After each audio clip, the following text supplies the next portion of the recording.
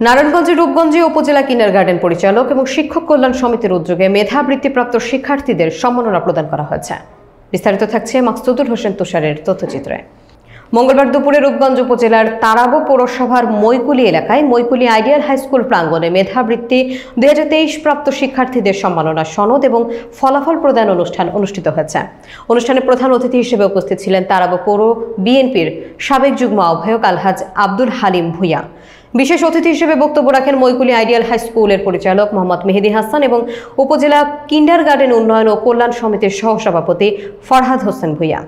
অনুষ্ঠানে আরও উপস্থিত ছিলেন মৈকুলি আইডিয়াল হাই স্কুলের প্রধান শিক্ষক আঞ্জুম হাসান, ইঞ্জিনিয়ার ফরহাদ হোসেন ভূঁইয়া, ইঞ্জিনিয়ার রোবাইয়াত ফেরদৌস রনি, জাহাঙ্গীর মিয়া, সিরাজ সরকার, শাহ আলম সহ আরও অনেকে। বক্তারা শিক্ষার্থীদের অনুপ্রাণিত করতে মেধাবৃত্তি অর্জনের গুরুত্ব এবং শিক্ষার প্রভাব নিয়ে আলোচনা করেন। তারা শিক্ষার্থীদের ভবিষ্যৎ সাফল্যের জন্য শুভকামনা জানান।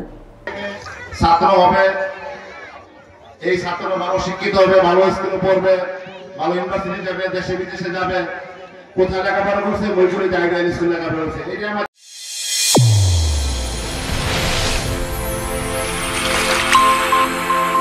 চ্যানেল A1 হৃদয়ের স্পন্দন।